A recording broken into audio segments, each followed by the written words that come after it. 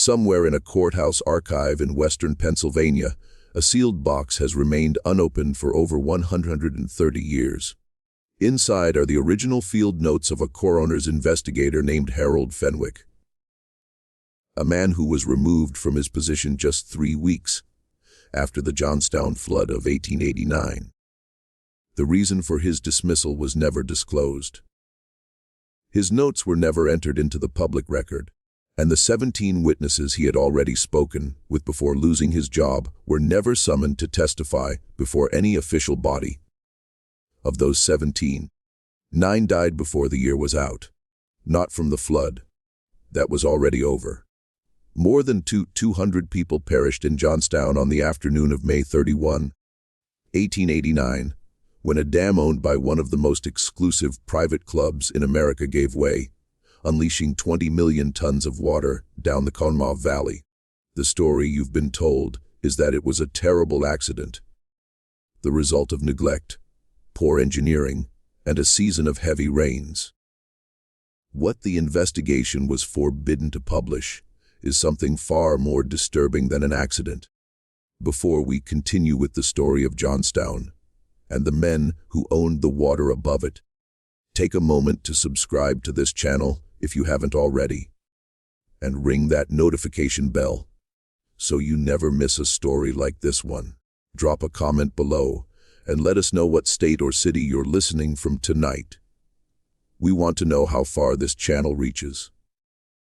Now, let's go back to Pennsylvania, to the spring of 1889, back to a valley that should never have been filled with that much water in the first place.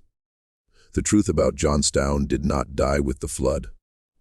It was buried quietly, methodically, and with the full cooperation of people who had far too much to lose. To understand what happened on that May afternoon, you first have to understand what Johnstown was and what it was not. By 1889, Johnstown was a thriving industrial city of roughly 30,000 souls, built into the narrow floor of the Conemaugh Valley in the mountains of southwestern Pennsylvania.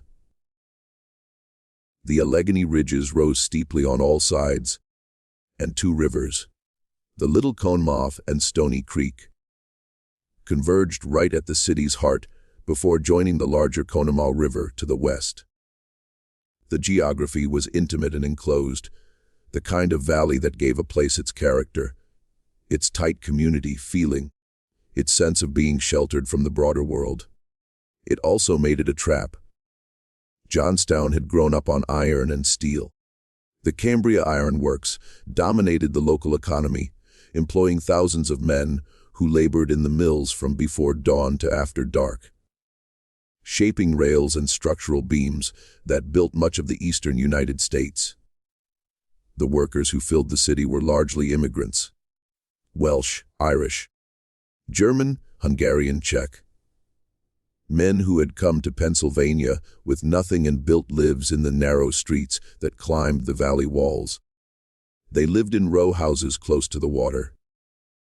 They had little reason to think about water at all, beyond the floods that came in wet springs, the ordinary kind, the kind that sent mud into the first floors of low-lying homes and passed in a day or two. They knew, not in the way that people know things they choose not to dwell on, that there was a dam 14 miles up the mountain. They knew it was old, that it had been repaired more than once, that people sometimes said things about it when the rains were heavy.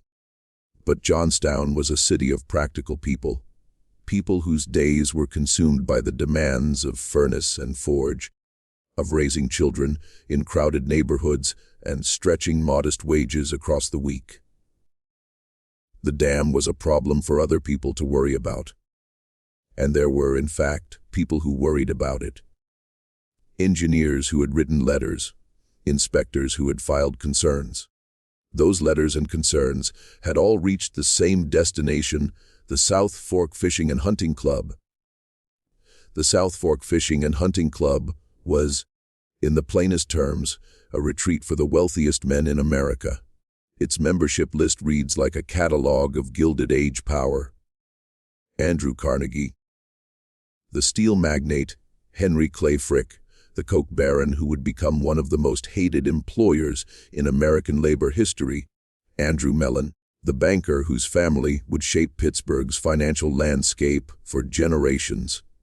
Robert Pitcairn, the regional superintendent of the Pennsylvania Railroad, and dozens of others. Lawyers, judges, railroad executives. Investors, whose wealth in aggregate represented a staggering portion of the American economy. The club had purchased the old Western Reservoir and its earthen dam in 1879, intending to refill the lake that had once sat behind it and create a private recreational paradise in the mountains. The lake, which they named South Fork Lake, but which locals called the Club Lake, was stocked with bass imported from Lake Erie. There were 16 cottages, a clubhouse, a boat launch. In the summer months, members and their families arrived by private rail car and spent their days fishing, sailing small boats, and dining in a fashion entirely removed from the industrial world that their investments had built. The dam that held all of this, the dam that held the lake, was a deteriorated earthen embankment that had already failed once in 1862 and had been repaired cheaply and, in the judgment of at least 4 different engineers, inadequately. When the club acquired the property, further modifications were made. The discharge pipes were removed and never replaced. The spillway was reduced in size and fitted with a fish screen that regularly clogged with debris. And the central ridge of the dam was lowered by several feet to allow a carriage road to cross it. Each of these modifications reduced the dam's ability to handle large volumes of water. Each of them was documented at one time or another by people who understood exactly what they were looking at. And still, the water rose every spring.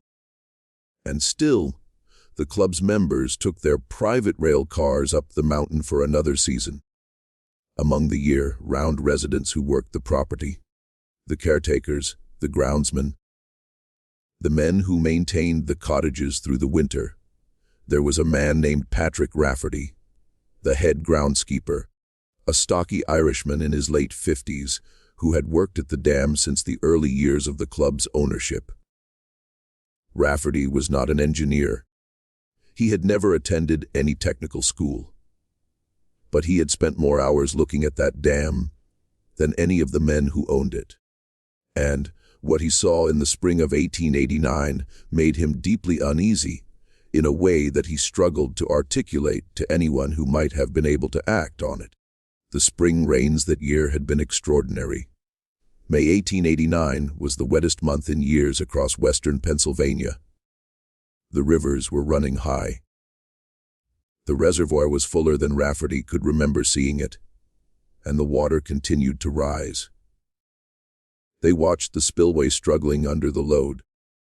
Choked by the fish screen, water sheeting across the top of the road in ways it had never done before. At least, not that he had seen. He sent a message to the club's management on May 28th. He sent another on May 30th. He was not entirely certain what he was asking them to do.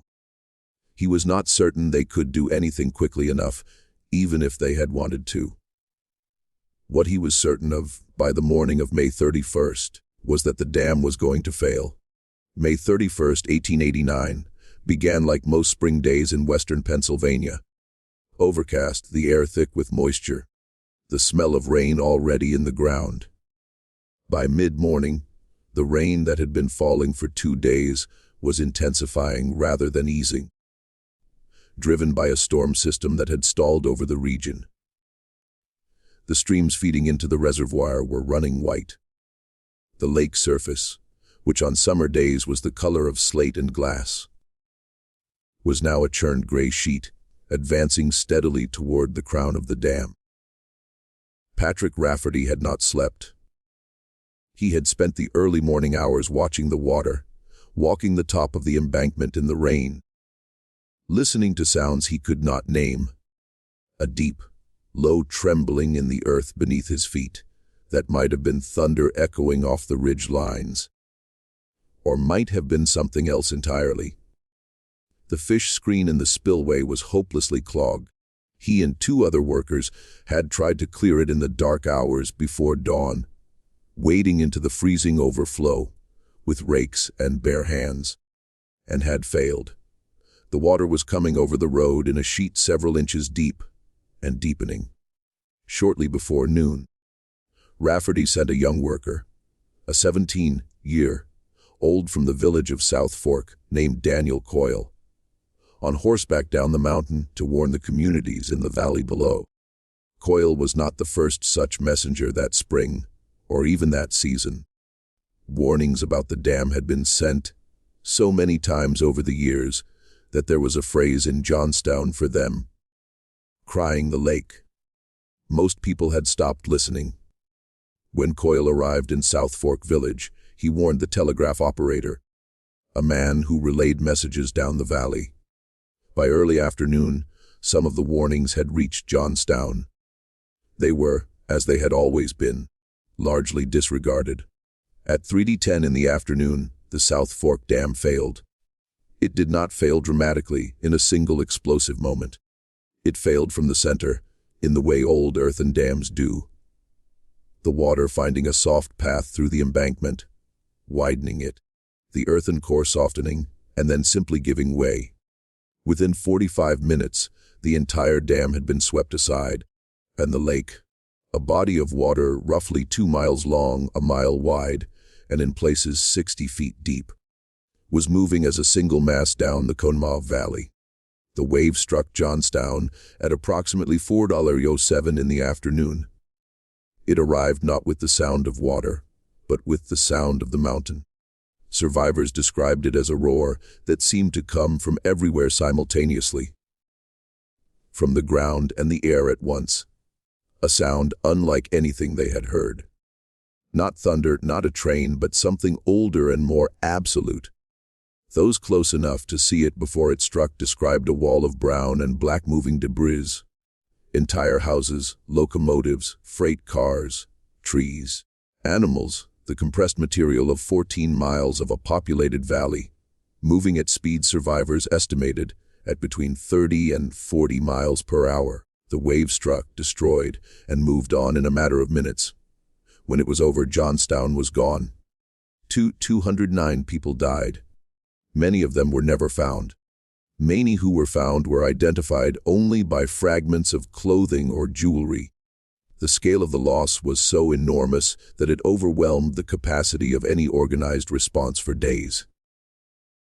And in that interval, in the smoking, debris choked ruin of what had been a city, survivors began to emerge from wherever they had taken shelter and to make sense of what had been done to them.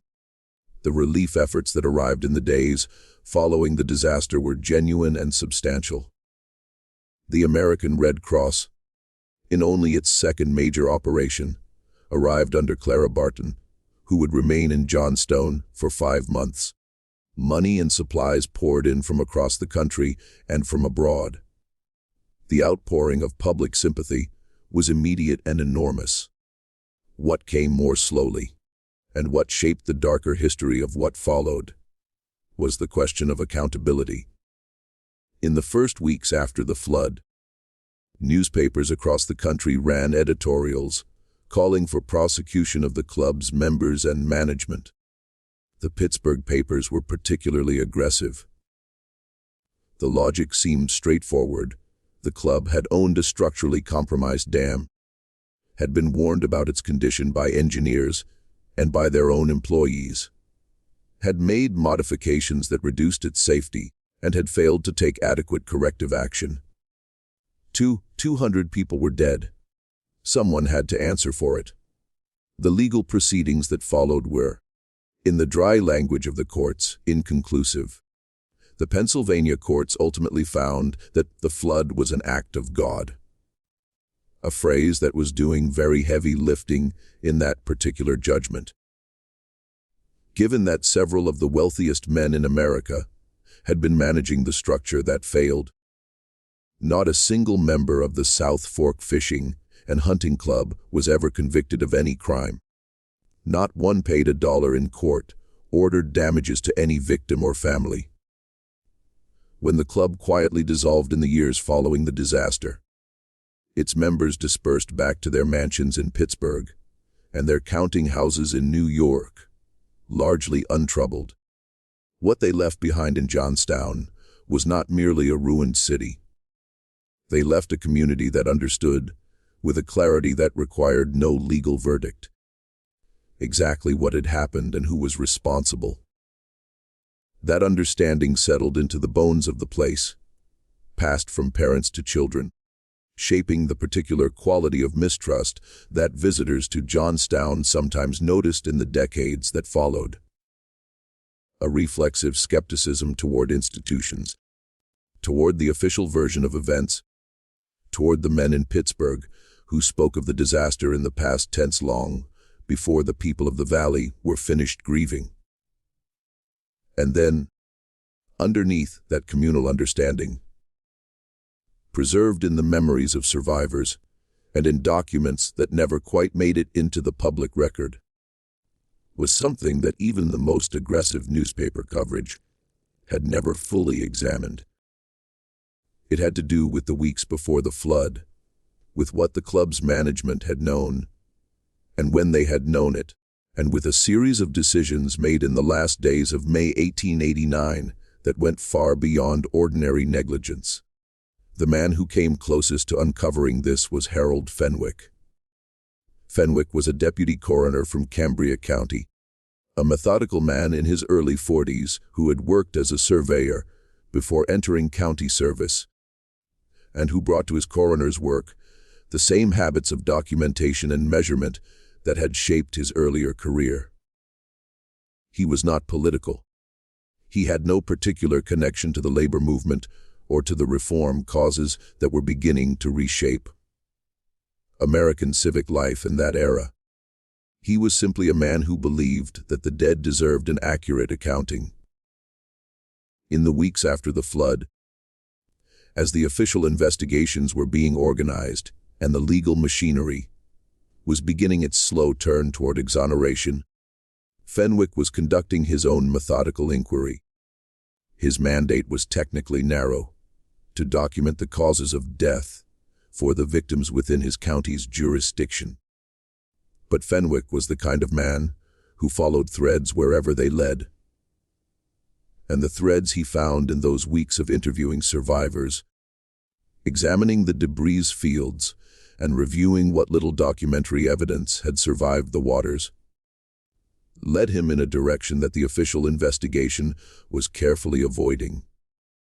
He began to hear things about the last week of May, about what had been known at the dam, about communications that had been sent, and communications that had not. The official narrative of the South Fork Dam's failure was, at its core, a story of natural catastrophe compounded by engineering negligence. A heavy rainfall meeting a old dam. This was accurate as far as it went. The problem, as Fenwick was discovering in the late summer of 1889, was how far it went. Before we go further, because this story is only getting darker. If you haven't subscribed yet, now is the moment. This channel exists to tell the stories that the official record buried, the stories that the people with power preferred you never hear. Subscribe.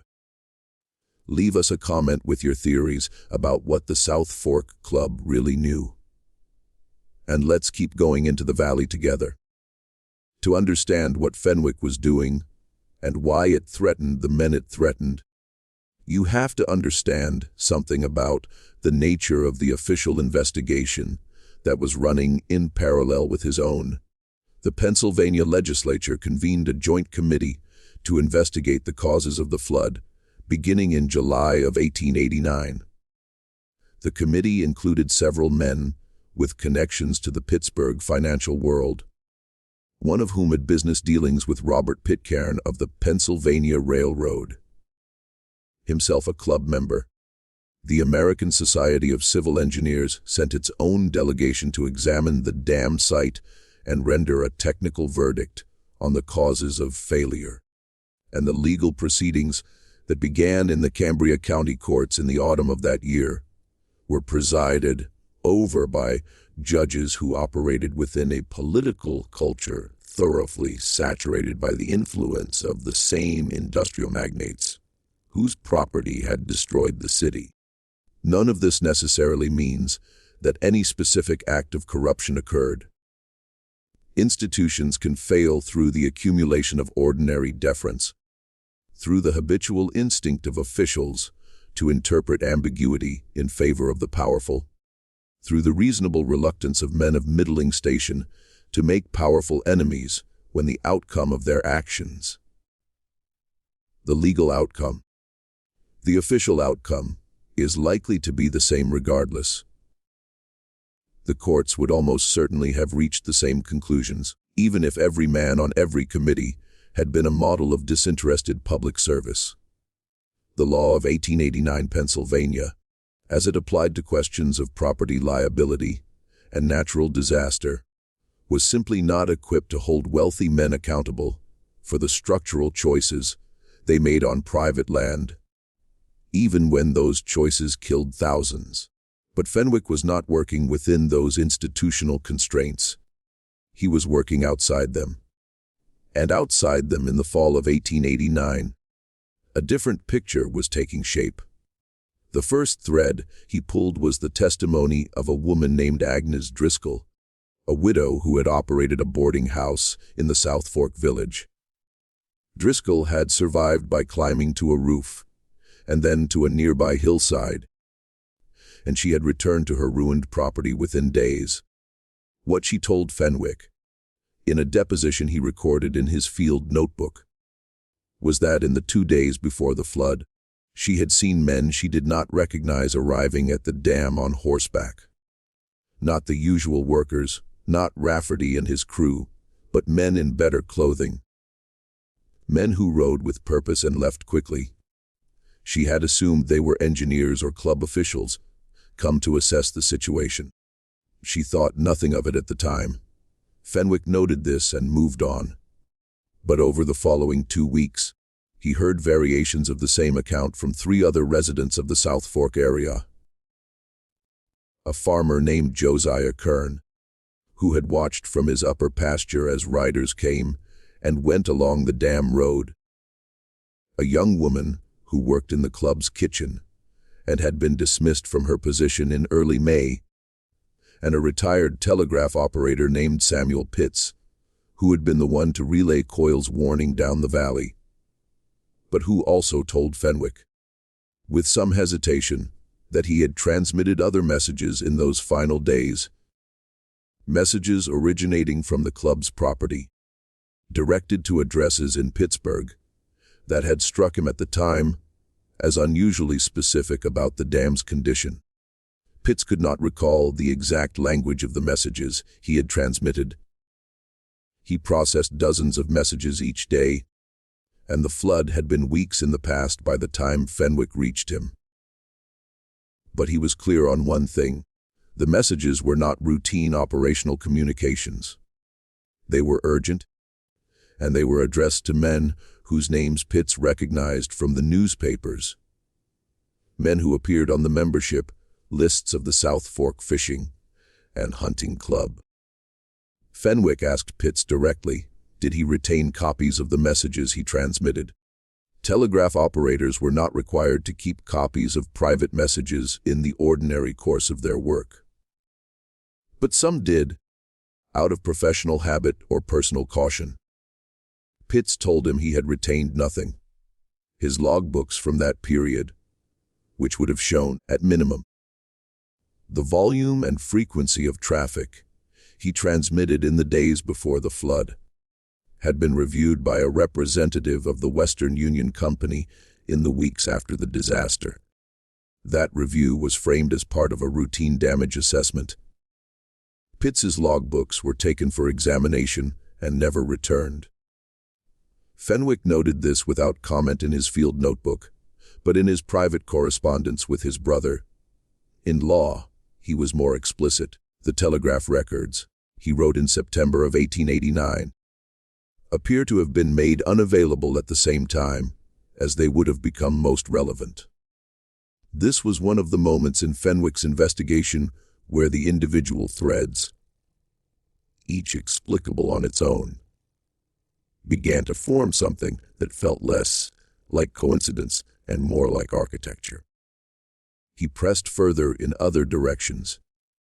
He located a carpenter named Thomas Geary, who had done repair work on the club's cottages in April, and who mentioned in an offhand way that 2 of the cottages had been cleared of valuables in the 3rd week of May.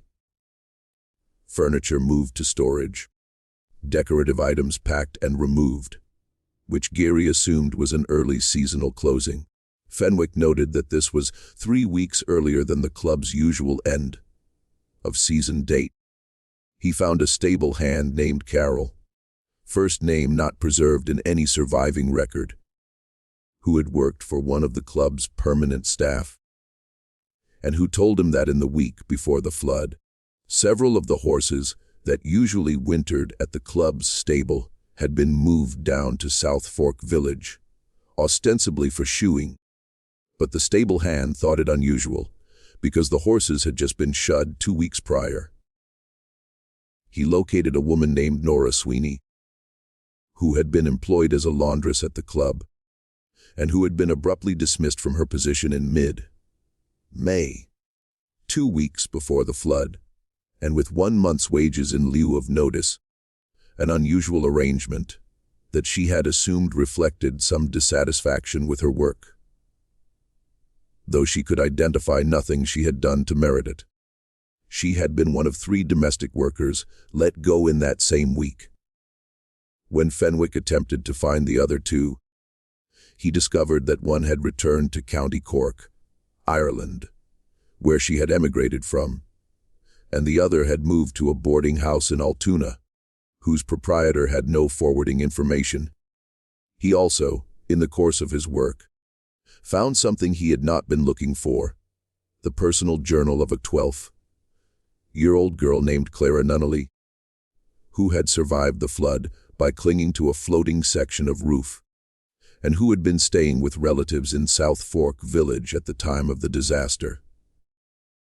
Clara's journal, which her mother had entrusted to Fenwick after he interviewed the family, contained an entry dated May 29th, 2 days before the flood, that described in a child's direct and unanalytical language: watching a group of men in good clothing arrive at the edge of the lake in a wagon, stand looking at the water for a long time, and leave quickly without speaking to anyone she could see. They looked worried, Clara wrote. One of them kept taking his hat off and putting it back on. They left before I could see their faces. None of this was conclusive. Each individual detail could be explained. Cottages got cleaned at odd times. Horses got moved for any number of reasons.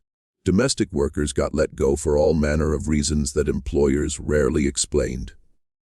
Telegraph logbooks got lost. Men in good clothing visited properties they had an interest in during seasons of concern. Children watched things and misinterpreted them. But taken together, assembled in the careful columns of Fenwick's field notebook, they described something that looked less like negligence and more like preparation. Preparation for something that the club's membership knew was coming. The question that kept Fenwick awake, that he wrote about in increasingly direct language in his private notes, was simpler than any of the evidentiary details. It was this: if these men knew the dam was going to fail, what did they do about warning the 200 people in the valley below? The answer, as far as Fenwick could determine, was nothing organized, nothing systematic, or nothing remotely commensurate with what they apparently understood the risk to be. He was 3 weeks into this inquiry, and preparing to request formal depositions from several individuals whose names had come up repeatedly in his research, when he received notice that his services as deputy coroner were no longer required. The notice was bureaucratic in its language, as such things always are. Fenwick's position was described as redundant following a reorganization of the county coroner's office. He was thanked for his service. He was given no formal explanation beyond that. The timing, October of 1889, less than 5 months after the flood, struck him as particular, and he said so to at least 2 people, including his brother-in-law, a printer in Altoona named George Hadley, who would later recall those conversations in some detail.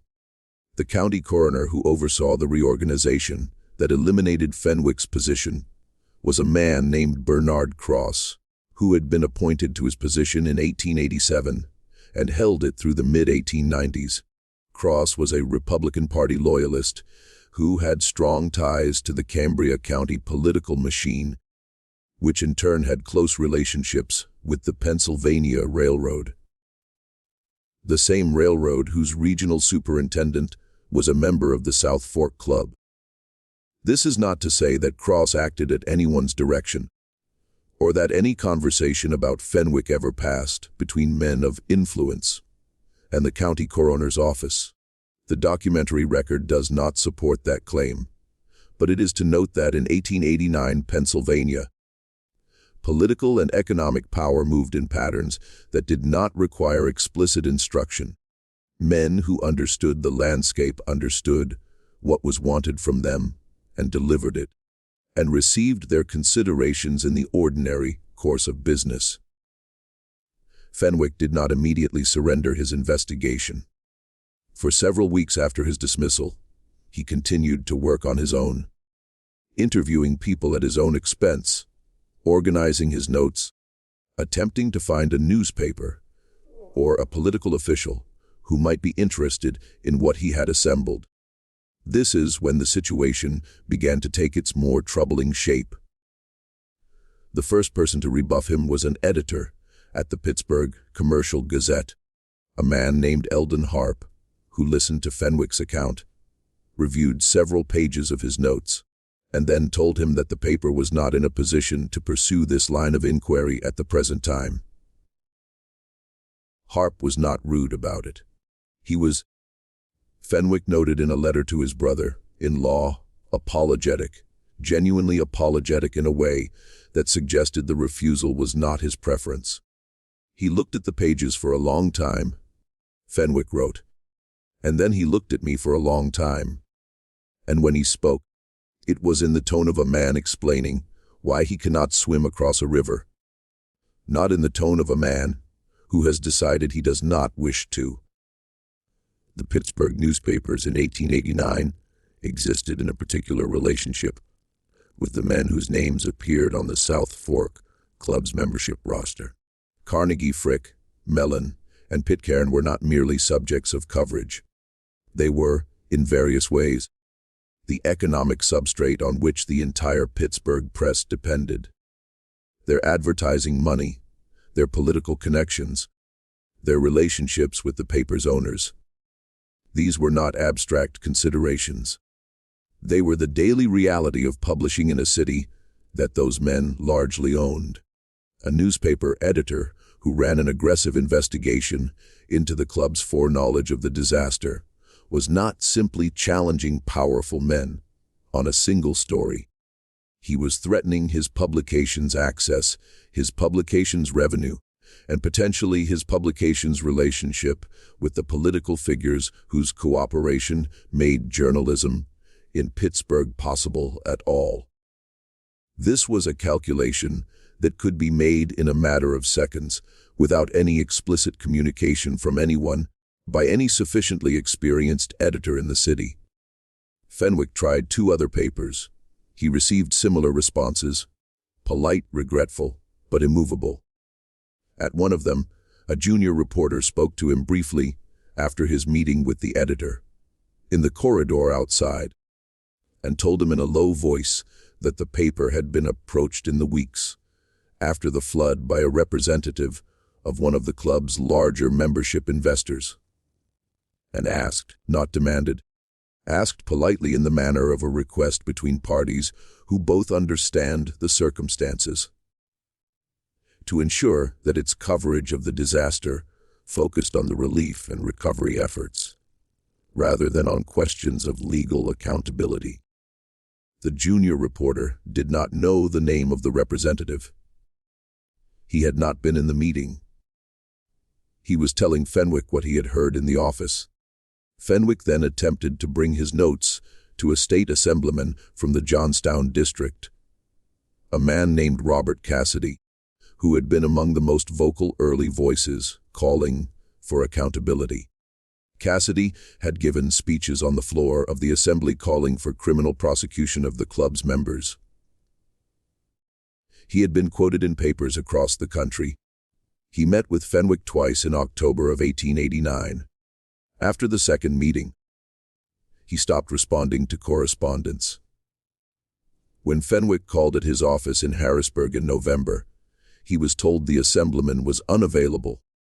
A clerk, speaking quietly in the manner of a man exceeding his instructions, told Fenwick that Assemblyman Cassidy had received a visit from certain interests, and that his position had become more nuanced. Robert Cassidy was re-elected in 1890. He did not make another public speech about the Johnstown flood. In December of 1889, the telegraph operator Samuel Pitts, one of Fenwick's most significant sources, died of a stroke. He was 51 years old and had been in apparently good health the previous autumn. The farmer Josiah Kern had moved by the end of the year, his farm sold, his whereabouts unknown to those who had known him in the South Fork area. Agnes Driscoll, the boarding house operator, had left Johnstown for relatives in Ohio. The laundress Nora Sweeney had by that time already returned to Ireland. Her brother-in-law's letter to her Johnstown address returned unopened. Fenwick was not a man given to melodrama. His private correspondence, which his family preserved in a small collection that eventually found its way into a Pennsylvania historical society, is notable for its measured quality, its resistance to the sensational. He was trained as a surveyor, a man who dealt in measurements, in fixed points, in the careful establishment of where things were relative to one another. He brought that temperament to his grief and his frustration. And the result is correspondence that is, even now, more affecting for its restraint than any more demonstrative account would be. But in a letter dated January 1890, writing to his brother-in-law in Altoona, he expressed something that reads differently from the careful documentation of his field notes. "I do not know," he wrote, "if I am being made to feel foolish by coincidence alone, or if coincidence has had some assistance. What I am certain of is that the men who own that dam have a great deal of money and a great many friends. All men that I have neither, and that this is not a situation in which those facts can be ignored for long. I think of the 17 people I spoke with in the autumn, and I count the ones I can no longer reach, and I keep arriving at the same number. And I do not know what to make of it.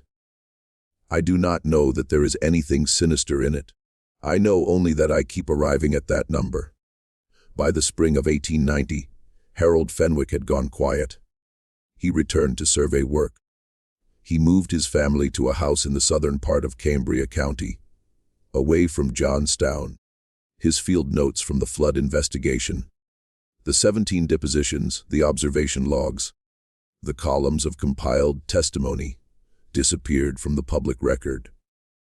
His brother-in-law later said he had given them to Fenwick to keep for him, but that Fenwick had eventually said they were lost in a move. There is one other piece to this.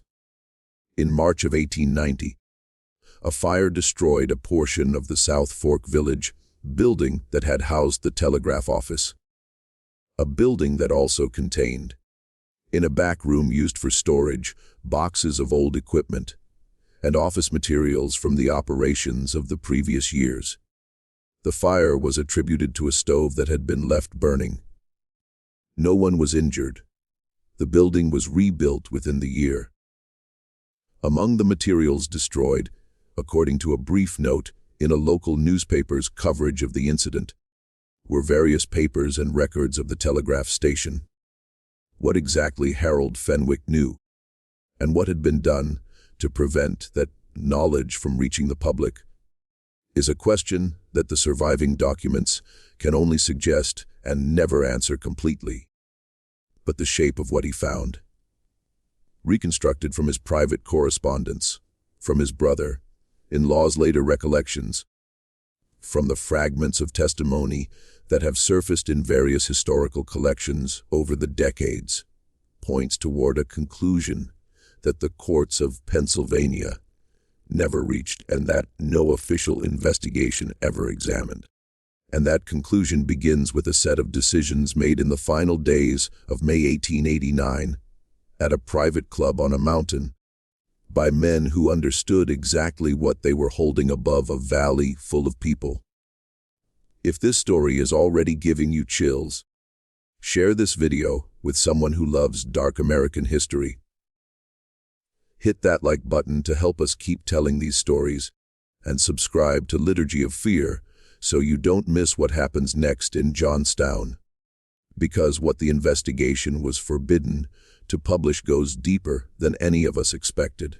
The South Fork Fishing and Hunting Club held its last full meeting of the spring season on May 26, 1889. This is a matter of established historical record. Several members' diaries confirm it, and the club's own limited surviving documentation references it. What has received less examination is what was discussed at that meeting and what decisions were made in its aftermath. To reconstruct this requires moving carefully between documented facts and the testimony Fenwick collected. Testimony that was never formalized, never entered into any legal proceeding, and that must therefore be treated with appropriate care. But the pieces, arranged in sequence, form a coherent and deeply disturbing picture. By May 26th, the lake behind the South Fork Dam was at its highest recorded level. The rainfall that month had been extraordinary, approximately 6 inches in the first 3 weeks of May alone, with more coming. The club's management, including its president and several of its more technically minded members, had received assessments of the dam's condition from at least 2 people with engineering backgrounds. And those assessments were not encouraging. To understand the weight of those assessments, you have to understand what the club's modifications had done to the dam's safety margins. When the Commonwealth of Pennsylvania had built the original dam in the 1840s as part of a state canal system, it had included a system of iron discharge pipes running through the base of the embankment. These pipes served a critical function. They allowed the reservoir's water level to be controlled, raised and lowered as needed, rather than relying entirely on the spillway to handle excess water. If the pipes were open during periods of heavy rainfall, the lake's level could be maintained below dangerous thresholds, regardless of what the weather was doing. When the club acquired the property in 1879 and set about refilling the lake for recreational use, the discharge pipes were in poor condition. Repairing or replacing them would have been costly and would have required engineering work that the club's management preferred to defer. The pipes were removed. The openings in the embankment were filled. No replacement discharge system was ever installed. This single decision, made years before the flood and for reasons of economy and convenience, meant that by May of 1889, the only way to reduce the water level in the lake was through the spillway. And the spillway, as Rafferty and his crew knew better than anyone, was not equal to the task the weather was now presenting it. There was a second modification that bore on the disaster. The spillway's width had been reduced during the club's reconstruction of the site, and a wooden fish screen had been installed across it to prevent the bass imported from Lake Erie from escaping into the downstream rivers. This screen, in the conditions of May 1889, was a catastrophic liability. The surging water carried with it enormous volumes of debris, leaves, branches, vegetation from the banks, that lodged against the screen and clogged it repeatedly. Rafferty and his men had cleared it multiple times in the days before the failure.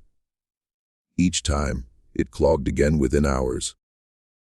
In the final night before the dam gave way, the screen was so thoroughly blocked that almost no water was passing through the spillway at all, even as the lake continued to rise.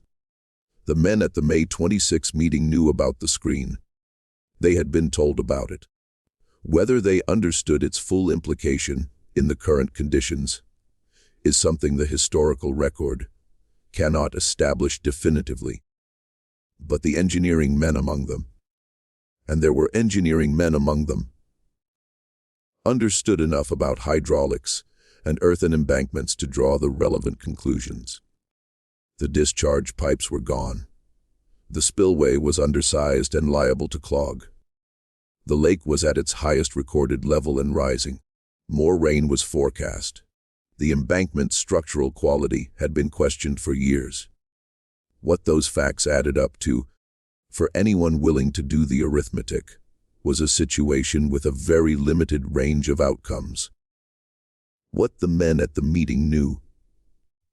This is the question that Fenwick was driving toward, and that the official investigations conspicuously avoided, because the answer to that question determined everything that followed. Not whether the dam failed, which was ultimately an engineering and meteorological matter, but whether the people downstream had any warning that was proportionate to the risk those men understood existed. Fenwick's notes, as reconstructed from his surviving correspondence, indicated that he had obtained testimony suggesting the meeting of May 26 included a direct discussion of the dam's safety. A discussion in which at least one member with engineering knowledge stated plain that the dam could not hold under the current and projected conditions. This was not unanimous. Other voices argued that the dam had held before in difficult conditions and would hold again.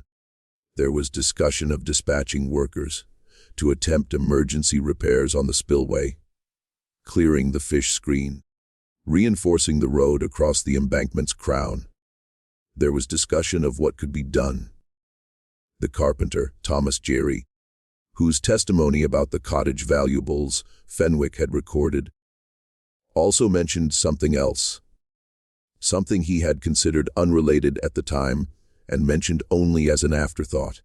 He had been summoned to the club property on the afternoon of May 26th to make minor repairs to a window frame in the main clubhouse. While waiting in the hallway for an attendant to bring him the necessary materials, he had heard, through the closed door of what he understood to be a meeting room, the voices of several men in what sounded like a heated discussion. He could not make out most of what was said, but he heard clearly the words, "If it goes entire, and that is God's doing, not ours." He did not know who said it. He did not know the full context. He had not thought of it again until Fenwick asked him, with the careful patience of a trained investigator, to describe everything he had seen and heard on his visits to the club property in the weeks before the flood. He recounted it without apparent understanding of its significance. Fenwick, in his field notebook, underlined it twice. The decision that emerged from that meeting, or rather, the absence of a decision, is what Fenwick found most damning. No organized warning was sent to the communities below. No request was made to the county or state authorities to evacuate the valley. No systematic effort was made to alert Johnstown or the other towns in the Connemara watershed that the people who owned the reservoir had reason to believe it represented an imminent mortal threat. The one action that was taken, sending workers to clear the spillway screen and attempt to stabilize the road, was taken too late and was, as Rafferty's own desperate assessment had indicated, insufficient for the scale of the problem. and it was the action of men who hoped, against the math, that the situation might still resolve itself without catastrophe. Instead, a small number of private arrangements were made. Valuables from the cottages, as the carpenter Gary had noted. Horses moved, as the stable hand Carol observed. Telegrams sent to individual members in Pittsburgh, apparently notifying them of the situation in language that permitted, if one chose to read it that way, an interpretation of normal seasonal concern rather than imminent catastrophe. The quiet, efficient management of the club's own exposure to the consequences of a failure that its leadership had reason to believe was coming. There is a phrase in the literature of disaster and institutional failure, normalization of deviance, that was not available to Harold Fenwick in 1889 because it would not be coined for another century. It describes the process by which organizations, over time, come to treat dangerous conditions as normal, simply because those conditions have not yet produced their worst consequences. Every season that the South Fork Dam held, despite its compromised spillway, its missing discharge pipes, its reduced embankment crown, was a season that made the next season's decision to do nothing slightly easier. The men who owned the club had been making these decisions for a decade. The dam had held for a decade. It was possible, genuinely, humanly possible, for men of fortune and education to look at those 10 years and draw from them conclusions that were catastrophically wrong. But, better the rain, does not sound like the words of a man whose assessment of the risk had been normalized into comfortable blindness. It sounds like the words of a man who sees the risk clearly, who has calculated the alternatives, and who has chosen the one that costs him least. Better the rain. Better 200 dead than a managed failure that proved foreknowledge. This is what the investigation was forbidden to publish. Not a supernatural conspiracy, not a secret society or a coded scheme, something more ordinary, and therefore more terrible. The logic of men who had too much to lose, who understood the situation clearly, and who chose the option that best protected their position, and who were then protected by law and by money and by the careful management of public memory from any accounting for that choice. The legal proceedings that followed have already been described. The court's finding for God and against the survivors. The members dispersing to their comfortable lives. The charitable donations that closed the moral account without opening the legal one. But there is one more element of the aftermath that the official narrative has never fully examined. In the years following the disaster, the South Fork Valley, above what had been the dam site, was quietly purchased. The land changed hands several times through intermediary buyers, until it was held by a timber company, with no obvious connection to any of the club's former members. The timber company logged the area thoroughly in the 1890s, removing most of the standing trees, and with them, most of the physical evidence of the dam's original construction and modification. By the time any organized historical investigation of the site became possible, in the early 20th century, the landscape had been so thoroughly altered that many of the specific features that had been described in pre-flood engineering assessments were impossible to locate with certainty.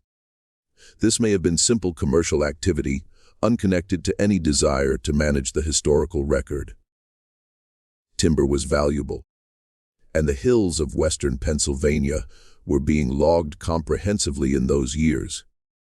It may be coincidence that the one area of particular relevance to the history of one of America's worst industrial disasters was also the area that was most thoroughly stripped of its physical evidence in the decade following that disaster. Harold Fenwick, had he still been investigating, would have noted the coincidence. He would have written it in a careful column without editorial comment in his field notebook, and then he would have underlined it. The city of Johnstown was rebuilt. It took years, and it was never quite the same city that had existed before May 31st, 1889. The Cambria Iron Works reopened. New houses went up on the valley floor. People came back, and people stayed, and the city continued as cities do, carrying their losses in their architecture, and in the particular silences that certain subjects produce in certain rooms. For many of the survivors, the years after the flood were shaped by a peculiar combination of gratitude and fury that never entirely resolved into either. They were grateful to be alive, grateful for the outpouring of relief that came from across the country and from as far as Europe, grateful for Clara Barton and her nurses, and for the thousands of strangers who sent money and food and clothing. And they were furious, a fury that had nowhere to go, because the courts had spoken, and the law had spoken, and the men who were responsible had been found, in the eyes of the legal system, to be responsible for nothing. This fury expressed itself in the ways that grief without legal outlet tends to express itself. In the stories people told their children, in the particular bitterness with which certain names were spoken, in the refusal, which became a kind of community tradition, to purchase Carnegie steel products when other options were available. It was small and practical and utterly without effect on the trajectory of any of the men involved. But it was something. It was the only thing that was left to do. Patrick Rafferty, the groundskeeper who spent the last night before the flood walking the embankment and listening to the earth move beneath him, who sent Daniel Coyle down the mountain with a warning that arrived too late to make any practical difference. Rafferty died in 1892. He gave no interviews in the years between the flood and his death. Those who knew him in South Fork said, he was not a man who talked much about that night, or about what he had seen, or about the messages he had sent and the responses he had not received. He drank more than he had before. He went to Mass every morning, which he had not always done. These are the accommodations that men make with the things they carry. Daniel Coyle, the 17-year-old who rode down the mountain with the warning, survived to old age. He gave a single recorded interview in the 1920s to a local newspaper. When asked whether he felt he had done everything he could, he said yes. He had done what he was sent to do. When asked whether he thought the warning could have saved more people if it had been sent earlier, he was quiet for a long moment before answering. He said, "There was a time when it could have saved everyone, but that time had passed before I rode." The South Fork Dam was never rebuilt. The lake drained completely in the hours after the failure, leaving a broad mud flat where the water had been. Over the following decades, the forest reclaimed it. Today, the site is part of the Johnstown Flood National Memorial, maintained by the National Park Service. You can walk the outline of where the dam stood. You can see the ghost of the lake bed in the vegetation patterns of the valley floor. There are markers and interpretive signs, and a visitor's center that tells the story of the disaster with the careful, measured language of official commemoration. It is a quiet place, the kind of place that does not announce what happened there, and the memorial does not include a marker for Harold Fenwick. Harold Fenwick's sealed box, if it exists, has not surfaced in any archive that historians have publicly documented. It may be exactly what the oral tradition around it suggests. A box of notes from an investigation that was shut down before it could reach any conclusion. It may contain evidence that would, even now, after a century and a third, clarify the degree of foreknowledge that existed in the last days of May. It may contain nothing more than the documentary detritus of an inquiry that ran out of time and authority before it could assemble its case. Or it may simply be a story, the kind of story that communities tell themselves about their wounds, that gives shape and agency to catastrophe, that replaces the unbearable arbitrariness of disaster with the more bearable, but yet more enraging, narrative of human choice and human betrayal. But here is what is not a story. The South Fork Dam was structurally compromised, and the men who owned it knew it. Engineering opinions to this effect were delivered and documented. The modifications made to the dam after the club acquired it reduced its safety margins in ways that experts warned about at the time. In the final days before the failure, the club staff on site clearly understood that a catastrophic failure was likely, and the communications sent in those days clearly reached club leadership in Pittsburgh. And yet, no organized warning, nothing proportionate to the scale of the risk, was sent to the people in the valley below. Whether this represents criminal negligence, conscious decision-making, or some more complicated mixture of denial and self-interest. The particular moral failure of people who have spent their lives being insulated from the consequences of their choices. That question was never formally adjudicated, and now never will be. What was adjudicated in the slow court of public memory is something different. The names of the South Fork Fishing and Hunting Club's members remained associated with the flood for the rest of their lives. Carnegie's philanthropies, the libraries, the concert halls, the endowments, were sometimes received with gratitude, and sometimes with a coolness that had to do with what people remembered. Carnegie himself acknowledged the flood only obliquely in his autobiography, written near the end of his life. He did not describe the May 26 meeting. He did not discuss the engineering assessments his club had received. He wrote of the disaster as something that had happened, that had been terrible, that the community had eventually recovered from. He moved on quickly to other subjects.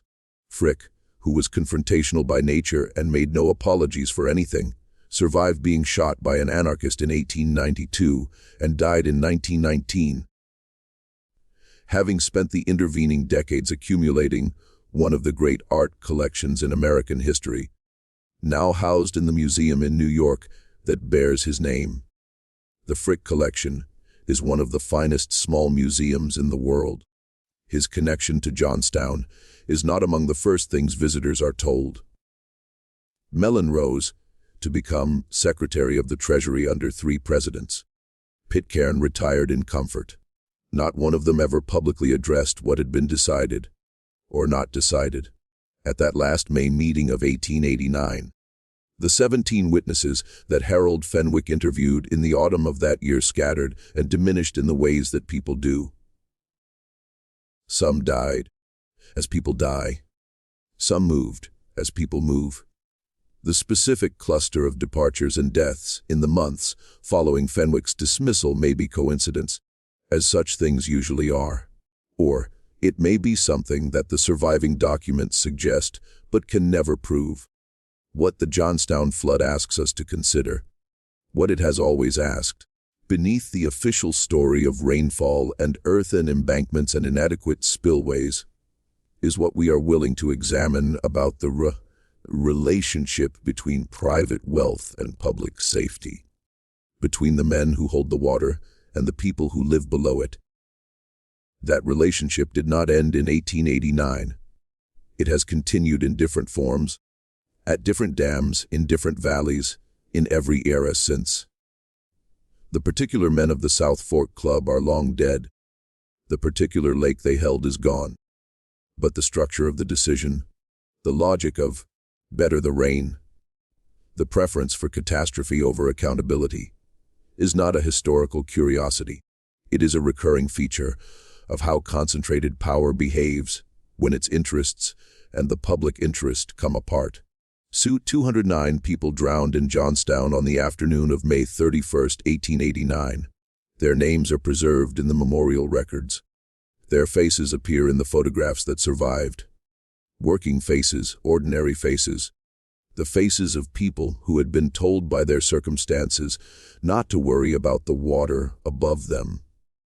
Harold Fenwick wanted to tell them, wanted to tell their surviving children and their grandchildren what had really happened. He did not succeed. Whether he was stopped by the specific actions of powerful men, or by the more diffuse weight of a system in which powerful men rarely needed to act directly to achieve the outcomes they preferred, we cannot now say with certainty.